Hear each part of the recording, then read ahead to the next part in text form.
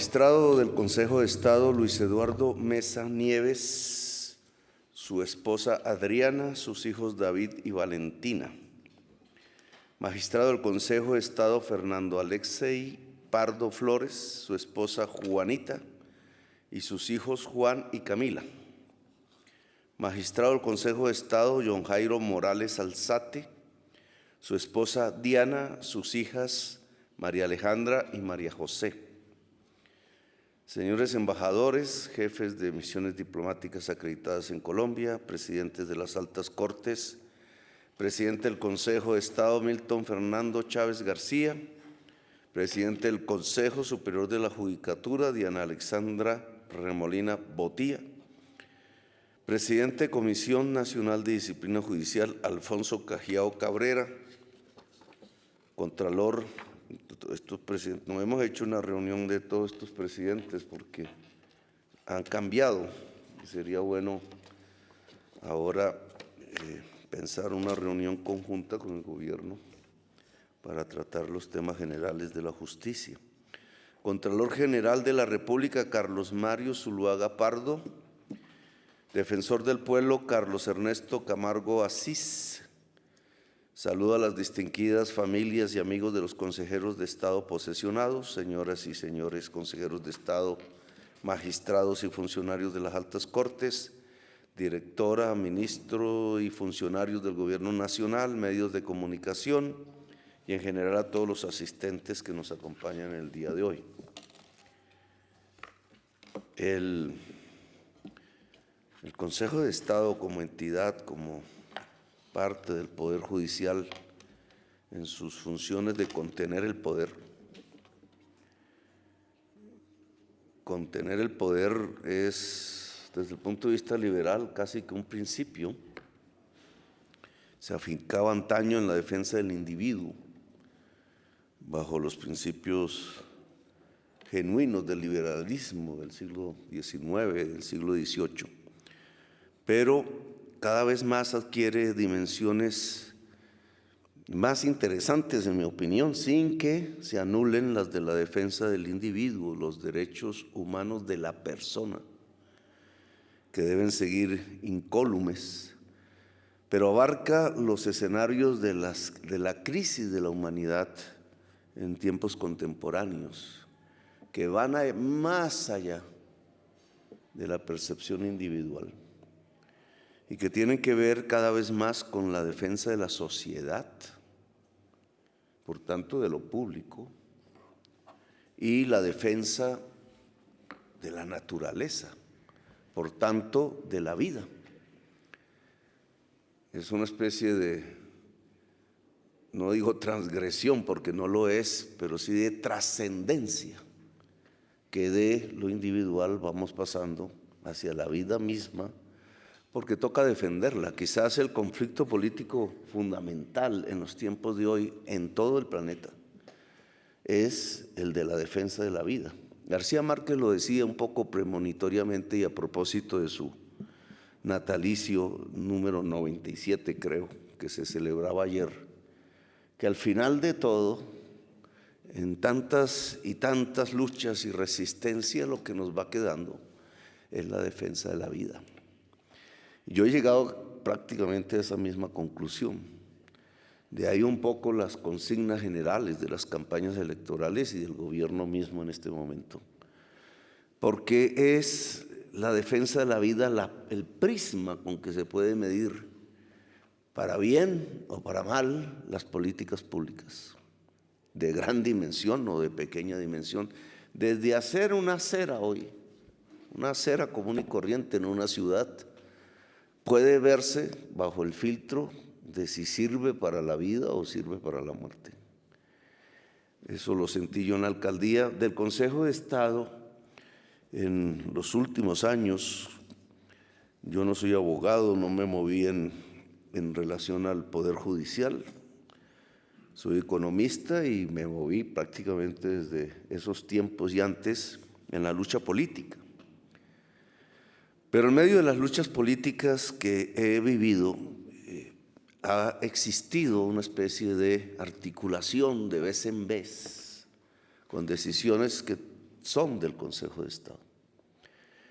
Y en aquellas oportunidades, como una especie de faro, a veces por aplicar sentencias de la Corte Constitucional, por ejemplo, fui destituido de la alcaldía. Fue siguiendo una sentencia del magistrado Henao, amigo mío, ahora muerto, siendo rector del externado. Él antes era el presidente de la Corte Constitucional. E incluso no voté por él en las elecciones de terna en el Senado de la República, yo voté por Uprimi, pero ambos eran compañeros de curso y eran compañeros de universidad de mi generación en el externado y nos conocíamos de jóvenes, todos revolucionarios, Uprimi un poco más callado. Y Henao expidió una sentencia que para él era su orgullo en aquel entonces, que fue el de los recicladores tradicionales de la ciudad de Bogotá. Y antes de posesionarme fui a hablar con él y él me advirtió, yo no lo creía. Él me dijo: he recibido demasiadas presiones como nunca antes en un proyecto de sentencia de fallo alrededor de este tema de los recicladores. Y me explicó más o menos el tema, no lo conocía bien, yo era alcalde electo, y cuando entré a la alcaldía empecé a producir unos hechos de política pública que al final, que era siguiendo las órdenes de la Corte Constitucional, pero al final me destituyeron. Fue el Consejo de Estado de Colombia el que me reintegró. Y entonces aquí quisiera hacer un análisis de algunos de esos momentos en donde a través de luchas que hemos librado se ha articulado el Consejo de Estado a través de sus sentencias y sin quererlo. Una tiene que ver con un momento que viví en el Senado de la República hace poco, en el último periodo, saliendo de ser candidato presidencial en el 18, que me sorprendió profundamente y me sirvió de base para una serie de debates que entonces seguí, que terminaron en la expedición del Código Electoral, que se hundió en la Corte Constitucional y que merece la pena recordar. No sé si la magistrada todavía está en ejercicio de sus funciones. Fue una señora que se dedicó con profundidad durante mucho tiempo a estudiar una demanda de un partido político religioso, el MIRA, porque le habían quitado su personería jurídica porque en elecciones no había podido elegir ningún senador. Y el partido MIRA alegaba que eso era un fraude, que ellos se habían pasado el umbral, que hubo un fraude electoral contra todo un partido político como el MIRA. Y ellos, que son muy organizados por sus afinidades religiosas, etcétera, tienen una militancia yo les tengo envidia a veces, no tenemos la misma fuerza, lograron captar mesa por mesa en todo el escenario electoral nacional los resultados de acuerdo a las mesas, de acuerdo a sus testigos. Y con esa documentación fueron a poner la demanda al Consejo de Estado. La magistrada hizo un estudio de cerca de 4 años, es decir, pasó el periodo legislativo. El MIRA propiamente no se benefició porque restituyeran sus senadores, pero sí el país, que en esto es más importante aún, porque esa investigación del Consejo de Estado que hizo sentencia a partir de allí y dio unas órdenes, esa investigación que duró más de 4 años y que copó habitaciones enteras de papeles en el proceso investigativo, según nos contaba la magistrada, esa investigación llegó a unas conclusiones, de las cuales el país no ha tomado nota completa. La conclusión es: el software de la registraduría con que se hacen los escrutinios es maleable, es modificable, es débil, es manipulable desde adentro y desde afuera. Y fue a través del software que se hizo el fraude contra el partido MIRA, en beneficio de otros que ya en este momento no vale la pena recordar. Esa sentencia mostró una debilidad profunda del sistema electoral colombiano. Yo cogí esas tesis para hacerle el debate porque estábamos precisamente estudiando el Código Electoral y a mí me interesaba incluso de manera personal porque yo quería ver si no me robaban las elecciones del año 22, si acaso ganaba, que no hubiese fraude. Allí, durante 4 años, el Senado de la República, mayoritariamente a favor de la sentencia, la verdad sea dicha, discutió la pertinencia del cambio del software como pedía el Consejo de Estado, la necesidad de auditorías reales, no formales, no mentirosas, con expertos para verificar que el software no tuviera algoritmos alterados o alterables. Y esta es la fecha en que eso no ha sucedido. El Código Electoral, que trató algunos temas, se cayó en la Corte Constitucional por vicios de forma, y el nuevo plantea, es un camino, no voy a criticarlo porque está en discusión jurídica, pero no plantea el camino de la sentencia del Consejo de Estado. Y entonces alumbra un aviso del Consejo de Estado dado en esa época que no ha sido acatado. Tenemos una enorme vulnerabilidad en nuestro sistema electoral que es proclive al fraude y por tanto un enorme peligro de la democracia. Esa fue una luz hecha obviamente con trabajo, con esfuerzo, con horas de dedicación que se irradió del Consejo de Estado, pero que sería bueno reexaminar como todas las sentencias de todas las cortes. Alguna vez yo tenía el sueño de leérmelas, pero eso es un imposible, por lo menos para mí. Al revés de lo que dice mi compañero de planeación, yo sí soy economista y me gustan las matemáticas y entonces ahí encuentro dificultades en relación a este tipo de temas, pero ese faro que anunció el Consejo de Estado yo creo que hay que alumbrarlo, ponerlo en la discusión y en el debate público. Después, otra de las sentencias tuvo que ver conmigo,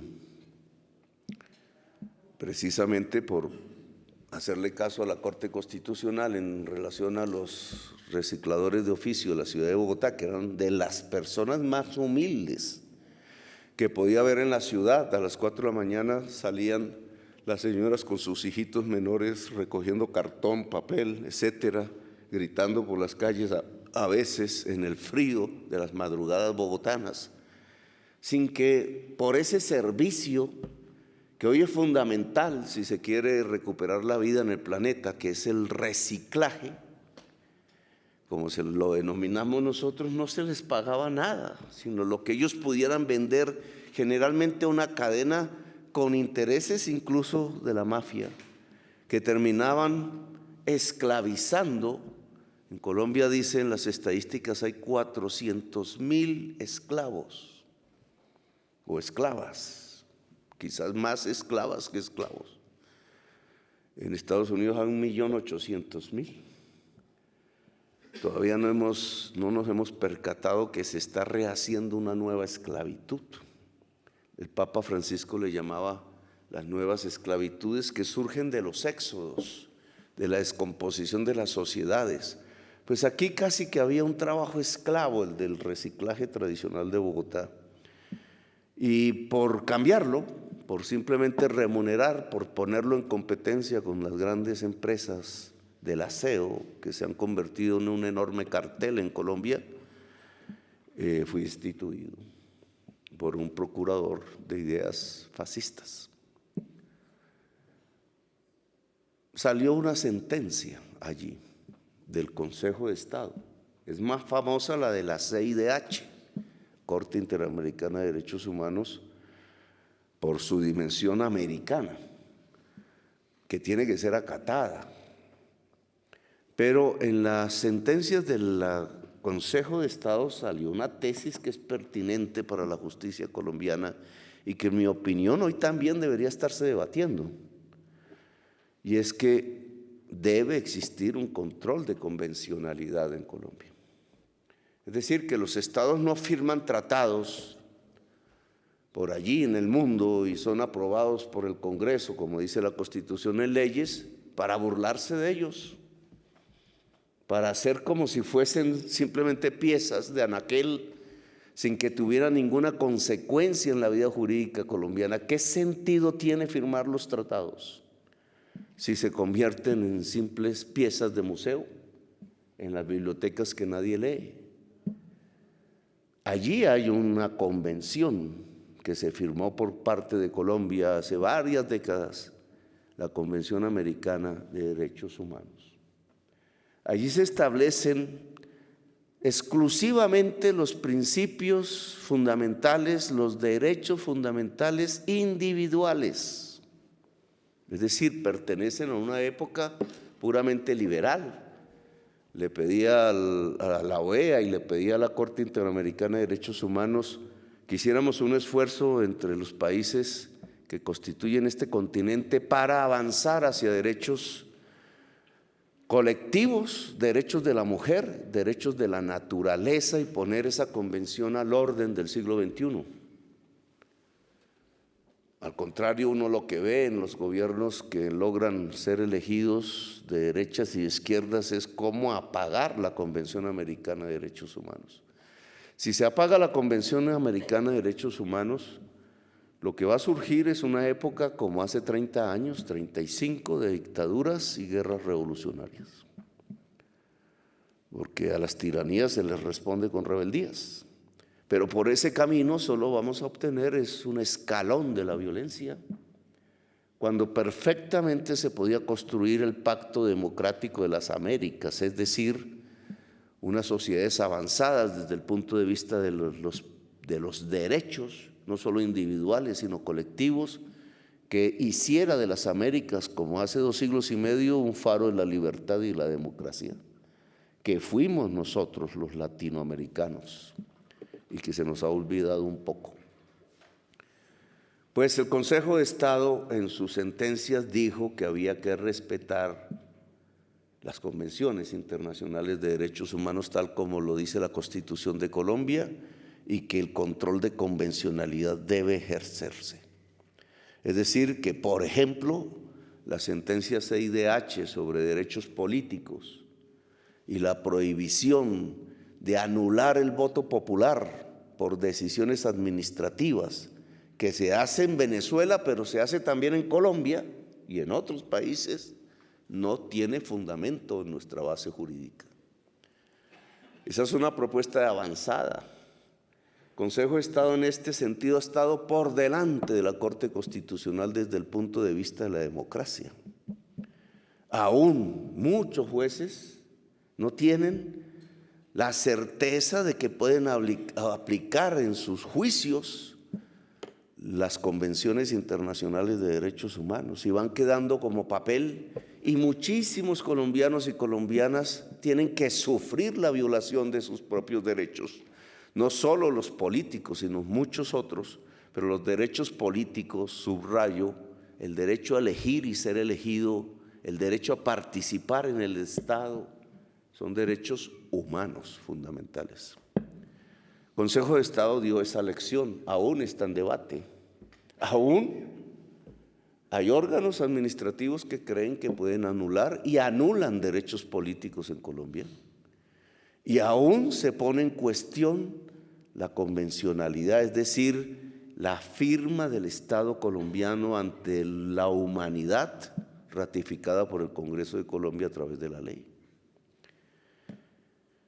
Y estas son sentencias que nos han inspirado, que yo quiero aquí comentar, porque surgieron precisamente en la instancia en la cual ustedes ahora van a ser parte, el Consejo de Estado en sus diferentes salas.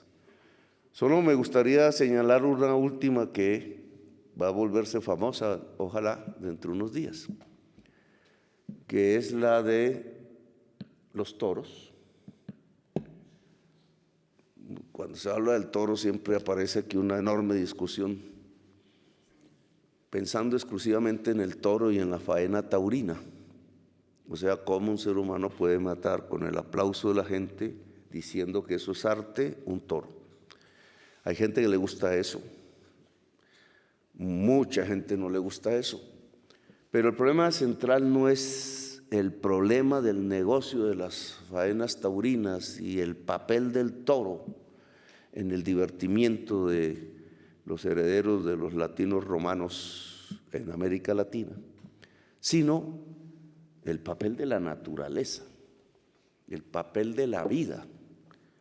Cuando se dijo es un ser sintiente, es que nosotros, los que nos creemos superiores, y en cierta forma lo somos por nuestra inteligencia, el elemento específico del ser humano, la cultura, lo que nos hace humanos y no simplemente animales, lo específicamente humano que es la cultura, nos permite una superioridad que puede ser usada para destruir, como lo hemos hecho hasta ahora, destruir nuestra propia base de existencia. Porque es que matando al animal, matando la naturaleza, depredando como lo hemos hecho, ocasionando el cambio químico de la atmósfera, quien se está poniendo en riesgo de morir no es simplemente el toro, sino el ser humano, el torero. Estamos a punto de morir. Eso dice la ciencia. Toda la especie humana, a partir de la acción que a través de un modo histórico de economía y de producción produce sobre su entorno vital y sobre su entorno químico. La sentencia que ustedes expidieron, que se aplica exclusivamente al toro, toca irradiarla a lo que es el toro y lo demás, lo viviente.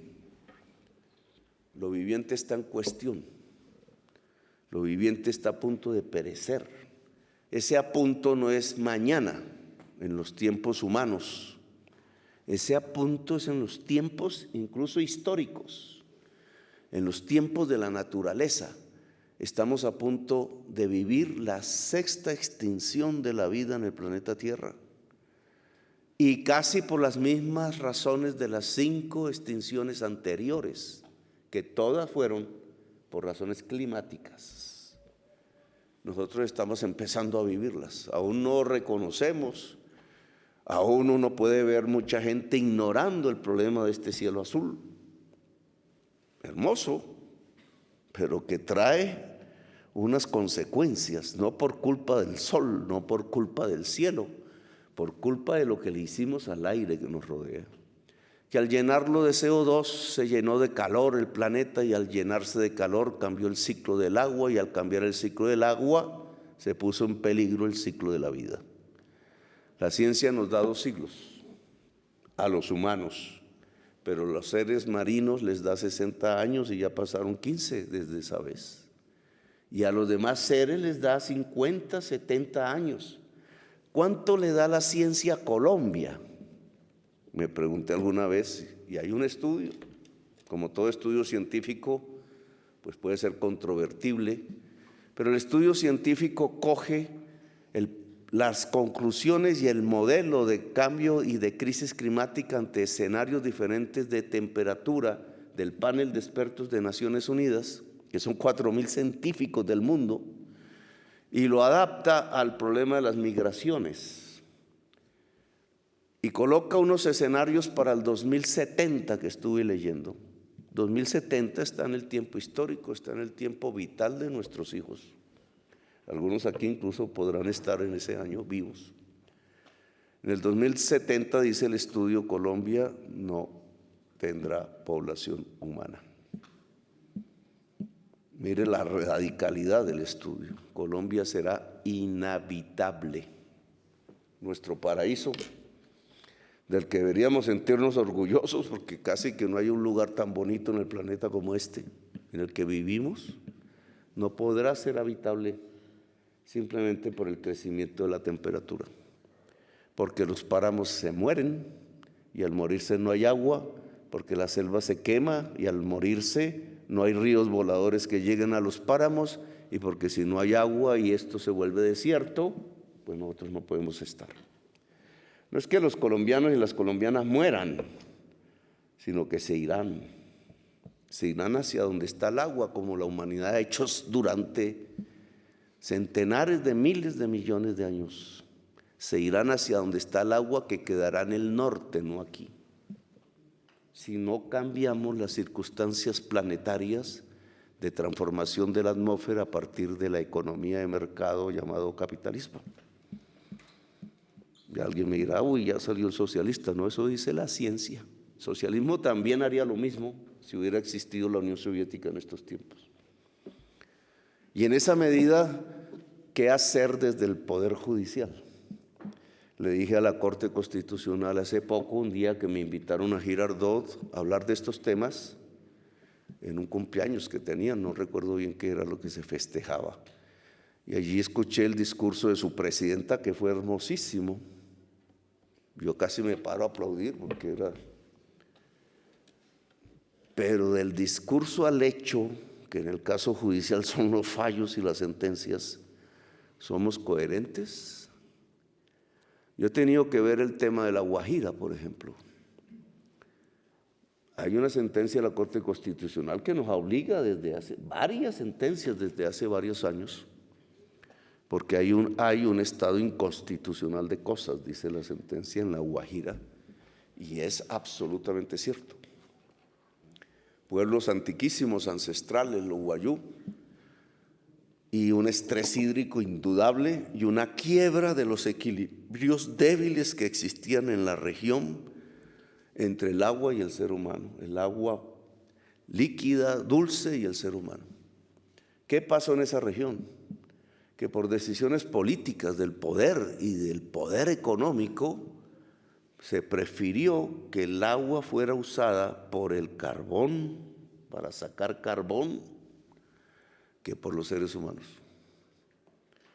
Y se secaron 17 afluentes de ríos. Ese es un trabajo que hizo la Corte Constitucional muy bien hecho, no voy a repetirlo. Pero el hecho final es que regiones enteras se quedaron sin agua.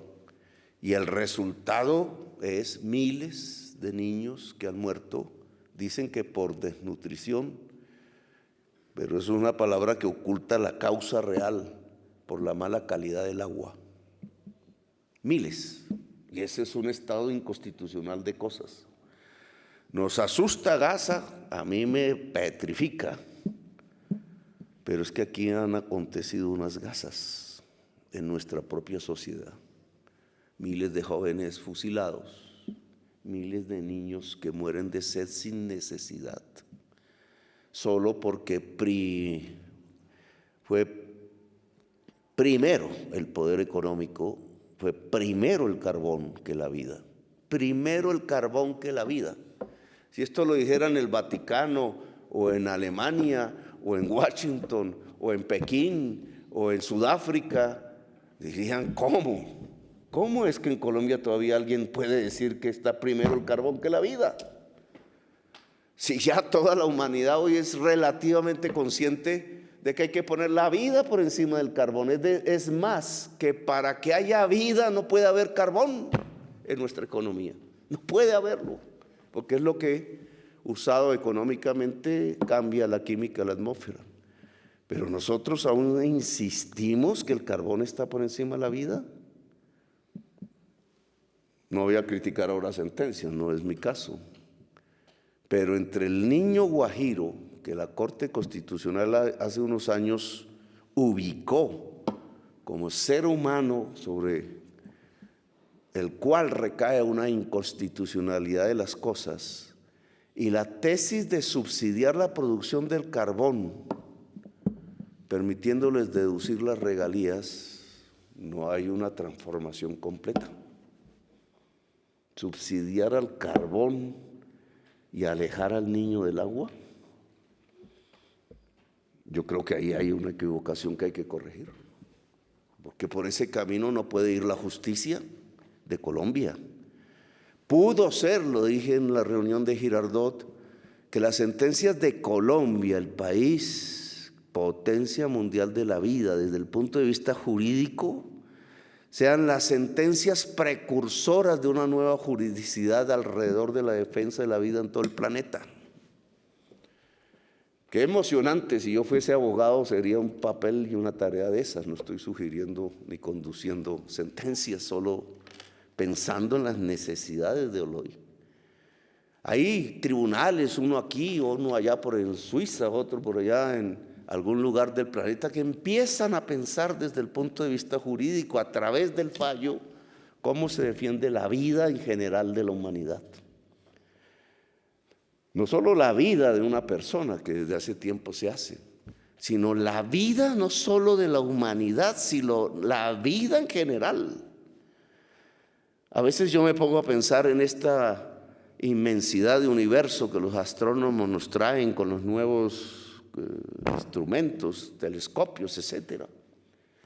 Millones de años a la redonda, decenas de millones de años luz a la redonda, y no se observa aún compañía en la vida.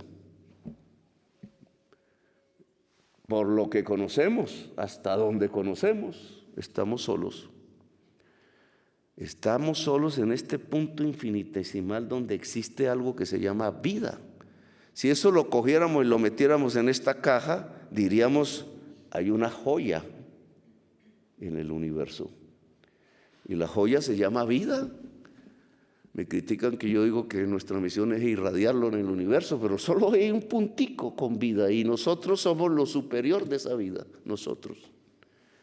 Y entonces, desde el punto de vista jurídico, sabiendo que nosotros mismos hemos desencadenado el proceso para eliminar esa joya del universo y quede solo hasta donde conocemos un inmenso espacio gélido, vacío, de vida, ¿no sería clave desde el punto de vista de lo jurídico construir los nuevos conceptos?